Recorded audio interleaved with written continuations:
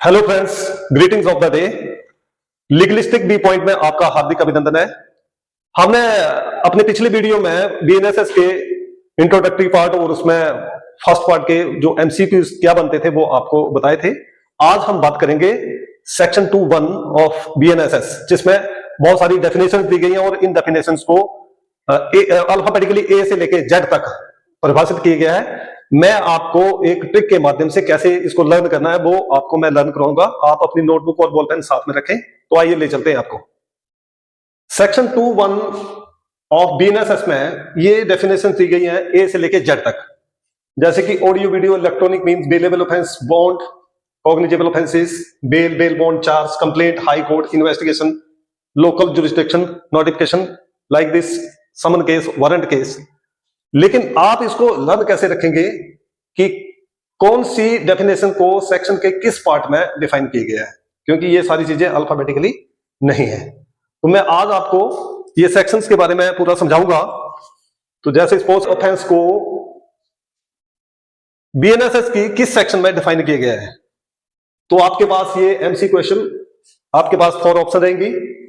तो इसको डिफाइन किया गया है सेक्शन 2(1)(c) में। इसी तरह अगर आपसे क्वेश्चन पूछा जाएगा कि investigation has been defined under this section of BNSS 2023, तो इसको 2(1)(l) में डिफाइन किया गया है।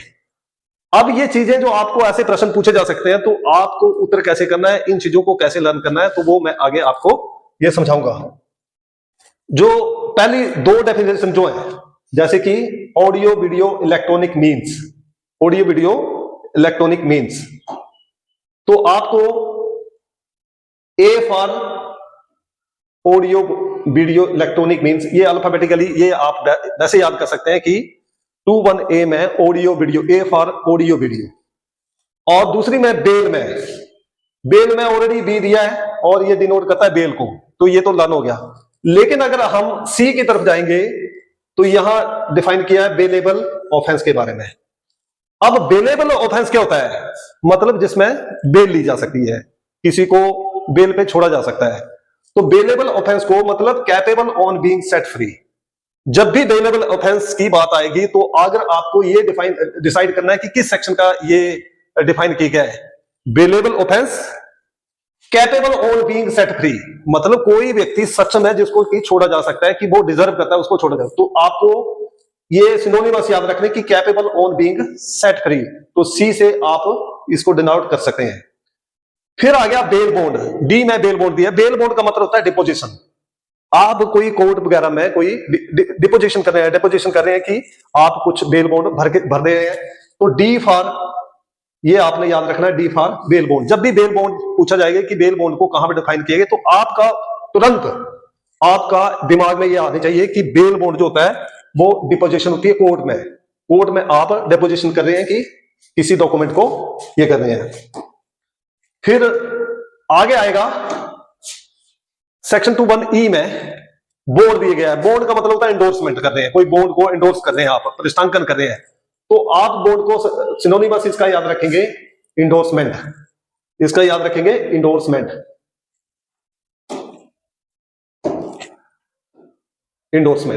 तो जब भी बोर्ड के बारे में पूछा जाएगा तो आप एकदम इंडोर्समेंट को याद रखेंगे। और 2(1)(e) इसी तरह एफ में चार्ज को दिए गए, तो चार्ज को आप समझेंगे कि चार्ज करना, फॉल प्ले, तो एकदम आप चार्ज को कन्वर्ट करेंगे फॉल प्ले में या फॉल्ट में, तो एफ से आप इसको डिनोट करेंगे। इसी तरह कॉग्निजेबल ऑफेंस को, कॉग्निजेबल, इसको आप सेग्रीगेट कर लेंगे, जेबल, कॉग्निजेबल, जिएबल, कॉग्निजेबल, जी फॉर, इसको जी में डिफाइन किया है, कॉग्निजेबल, जेबल, ये सब याद रखेंगे, तो इसको जी में डिफाइन किया गया। सेक्शन 2(1)(h) में कंप्लेंट को डिफाइन किया गया। जब भी आपको कोई प्रश्न पूछते हैं कि complaint, what is complaint has been defined under this section of BNSS, तो कंप्लेंट, शिकायत, किसकी शिकायत है भाई, हमारी शिकायत है। कंप्लेंट किसकी है, हमारी, तो इसको आप हमारी कंप्लेंट से याद रखेंगे और 2(h) में डिफाइन किया गया, इसको याद रखेंगे। फिर आ गया आपका आई में इलेक्ट्रॉनिक कम्युनिकेशन पढ़ेंगे। जब भी इलेक्ट्रिकल कम्युनिकेशन की बात आएगी तो आप ई को आई पढ़ेंगे। इलेक्शन 2(1)(o) में नाउन कॉग्निजेबल ऑफेंस को, नाउन नाउन, नाउन, ओ यहां आ रहा है, बीच में नोवा, ओ आ रहा है, तो आप इसको याद रखेंगे नाउन, ओ, नाउन, नाउन, नॉन कॉग्निजेबल, तो इसमें ओ को डिनोट करेंगे। फिर सेक्शन पी में नोटिफिकेशन के 2(1)P में नोटिफिकेशन के बारे में बताया गया है। तो नोटिफिकेशन का मतलब होता है पब्लिकेशन, पब्लिकेशन, तो पी फॉर पब्लिकेशन यहां पे आप रखेंगे। नोटिफिकेशन को जब भी बात करेंगे तो आप पब्लिकेशन। फिर सेक्शन 2(1)Q में ऑफेंस बताया गया है। ऑफेंस मतलब क्वेरल, झगड़ा, क्यों किया, क्यों की लड़ाई, तो आप ऑफेंस की बात आएगी तो आप याद रखेंगे क्वेरल, और क्यू को आप यहां डिनोट करेंगे 2(1)Q में ऑफेंस जो डिफाइन किया गया है। आगे आर में डिफाइन किया गया officer in charge of the police station, तो थाने का मालिक होता है पुलिस स्टेशन का, हाउस ऑफिसर, जो स्टेशन हाउस ऑफिसर होता है वो एक रिस्पॉन्सिबल आदमी होता है। तो जब भी officer in charge of the police station की डेफिनेशन की बात आएगी तो आप याद रखेंगे responsible person of the police station, और आर ये यहां लेके जाएंगे 2R में इसको डिफाइन किया गया है। जब आपसे पूछा गया कि officer in charge of the police station को कहां डिफाइन किया गया, तो ऑफिसर इंचार्ज मतलब responsible person of the police station, तो 2R में आप इसको डिफाइन किया गया है। 2(1)S में प्लेस, प्लेस मतलब स्थान, कोई स्थान, तो आप इसको हिंदी में याद रखेंगे स्थान, एस में डिफाइन किया गया है, 2(1)S में डिफाइन किया गया है। इसी तरह 2(1)T में पुलिस रिपोर्ट, जो कि सेक्शन 193(2) के तहत जो वो कोर्ट में भेजी जाती है, तो पुलिस रिपोर्ट मतलब ये पुलिस स्टोरी, तो इसको आप टेल के रूप में, टेल का मतलब होता है स्टोरी, तो 2(1)T टेल, टी आप याद रखेंगे कि 2(1)T में पुलिस रिपोर्ट को परिभाषित किया गया है। फिर 2(1)U में पुलिस स्टेशन को डिफाइन किया गया है। तो जब भी पुलिस स्टेशन की बात आएगी तो आप याद रखेंगे you are in the police station, you are in the police station, police station मतलब you are in the police station, तो आपको यू याद रखना, you are in the police station, ये आपको you are in the police station ये याद रखना आपको। फिर आगे आता है कि 2(1)V में पब्लिक प्रोसिक्यूटर, पब्लिक प्रोसिक्यूटर कौन होता है, वो जो सरकारी वकील होते हैं, जो वकील होते हैं उनको, तो आप वी से विलीफाइड भी बोलते हैं, और वकील याद रखेंगे वी फॉर, इसको एकदम माइंड में रखेंगे कि पब्लिक प्रोसिक्यूटर को वो 2(1)V में डिफाइन किया गया है। इसी तरह W में सब डिवीजन के बारे में बताया गया। सब डिवीजन मतलब छोटे छोटे विंग्स, विंग्स होते हैं ना अलग अलग, तो आप W को सब डिवीजन को बोलेंगे विंग्स, W में 2(1)W में डिफाइन किया गया है। इसी तरह summon, summon S X, summon case S X याद रखना, S इसको फर्स्ट को पढ़ना है, और X याद रखना है, X 2X में बताया गया है। और इसी तरह Y में विक्टिम को डिफाइन किया गया, तो आपने विक्टिम को पढ़ना यातीम, विक्टिम पीड़ित, यातीम, तो Y से यातीम याद रखना है आपने। और Z से आपने इसको पढ़ना है जेल वारंट, वैसे तो J से स्पेलिंग होती है जेल की, लेकिन Z वारंट को आपने पढ़ना। तो ये जैसे सपोज करो कि ये आपके पास सारी डेफिनेशन दी गई है। अब मैं आपको ये बोलूं कि बेलेबल ऑफेंस को, बेलेबल ऑफेंस को कहां डिफाइन किया गया है, तो बेलेबल ऑफेंस का मतलब होता है capable on being set free, भी कैपेबल है कोई आदमी, उसको जो वो छोड़ा जा सकता है, कैपेबल सी, तो 2(1)C में डिफाइन किया गया इसको।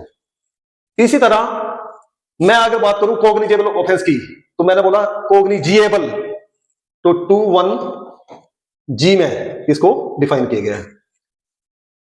इसी तरह मैं कंप्लेंट की आपको बात करूं कि कंप्लेंट को कहां डिफाइन किया, तो मैंने बोला था कंप्लेंट, किसकी कंप्लेंट, हमारी कंप्लेंट, तो H से 2(1)H में इसको डिफाइन किया गया है।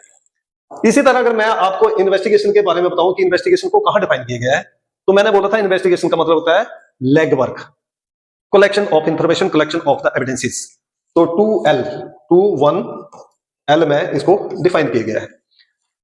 इसी तरह अगर लोकल जुरिस्डिक्शन को हम डिफाइन करें, लोकल जुरिस्डिक्शन, तो मैंने बोला था नियर बाई जुरिस्डिक्शन, इसको नियर बाई, तो 2(1)N में इसको डिफाइन किया गया है।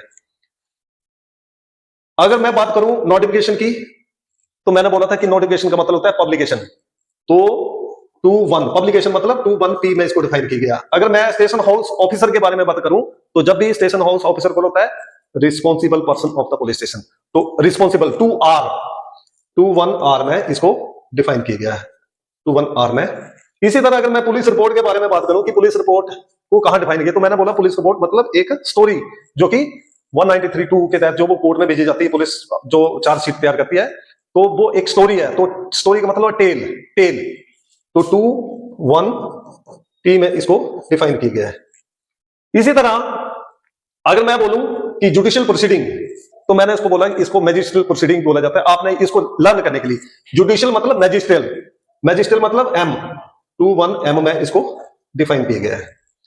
और ऑफेंस का, जैसे मैंने बोला कि ऑफेंस को कहां डिफाइन किया गया है, तो ऑफेंस क्वेरल, झगड़ा, क्यों किया झगड़ा, तो आपको 21Q में इसको 21Q में इसको डिफाइन किया गया है। इसी तरह अगर मैं प्लेस की, प्लेस का मैंने हिंदी में बोला था स्थान, S स्थान, तो 21S में इसको डिफाइन किया गया है। तो इस प्रकार आप इन चीजों को, V फॉर वे लिया है, B 21B, और ये दो जो सेक्शन है ये अल्फाबेटिकली पहले आती है 21A, ठीक है जी। और चार्ज का मैंने बताया था कि ऑल्ट, ऑल प्ले, ऑल्ट, तो ये 21F में ऐसे लर्न करेंगे आप। क्योंकि मैंने देखा कि जुडिशरी के एग्जाम में मेरे बच्चे भी एग्जाम देते रहते हैं, तो मैं कई बार उनका रिव्यू लेता हूँ, एग्जाम जो क्वेश्चन पेपर होते हैं, तो ऐसी सेक्शन जो मैं आपको एक एग्जांपल बताऊंगा क्वेश्चन कैसे पूछे जाते हैं। तो जैसे सपोज करो ये ऐसे क्वेश्चन पूछे जाते हैं, ये प्रैक्टिस के लिए क्वेश्चन पूछे जाते हैं। जैसे police station has been defined under which section of BNSS 2023। तो सबसे पहले आपके माइंड में आना चाहिए पुलिस स्टेशन, तो मैंने बोला था you are in the police station, you are in the police station, तो यू आपको फाइंड करना यू, तो आपका आंसर रहेगा सेक्शन 21U। फिर सेक्शन दूसरे क्वेश्चन में पूछा गया कि offence has been defined under which section of BNSS 2023। तो ऑफेंस को मैंने बोला कि क्वेरल, झगड़ा, क्यों किया, तो क्यू, जहां क्यू आएगा तो वहां पे आपका आंसर है 21Q, ऐसा क्वेश्चन पूछा जा सकता है।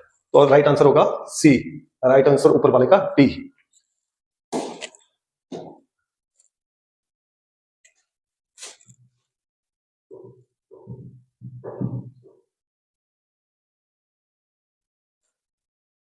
इसी तरह complaint has been defined under which section of BNSS 2023। Complaint को कहां डिफाइन किया गया है, तो मैंने बोला था कि कंप्लेंट, जब भी कंप्लेंट की बारी आएगी तो आप कंप्लेंट को आप याद रखेंगे कि कंप्लेंट, शिकायत, किसकी कंप्लेंट, हमारी कंप्लेंट, तो 21H में इसको डिफाइन किया गया है। तो right answer is A, section 21H में इसको डिफाइन किया गया है। इसी तरह inquiry has been defined under which section of BNSS 2023। तो इंक्वायरी को आपने पढ़ना है क्वारी, के, क्वारी, याद रखेंगे क्वारी, तो क्वेरी मतलब के में डिफाइन की गई, तो आंसर आएगा 21K।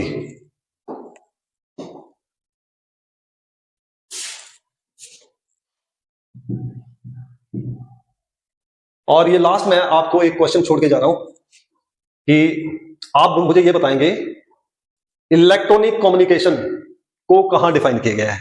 अगर मेरी बात, इस चीज को आपने याद रखना है कि इलेक्ट्रॉनिक कम्युनिकेशन को कैसे पढ़ना बताया मैंने, और आंसर जो वो इन्हीं जो 4 आंसर दिए गए इसी में छिपा है। तो मुझे आशा है कि आपको ये सारी चीजें अच्छे से लर्न होंगी, और अगर आपको ये चीज आपके नॉलेज को एनरिच करने में अगर ये बेनिफिशियल होती है तो काइंडली लाइक करें, शेयर करें और सब्सक्राइब करें। Thank you very much.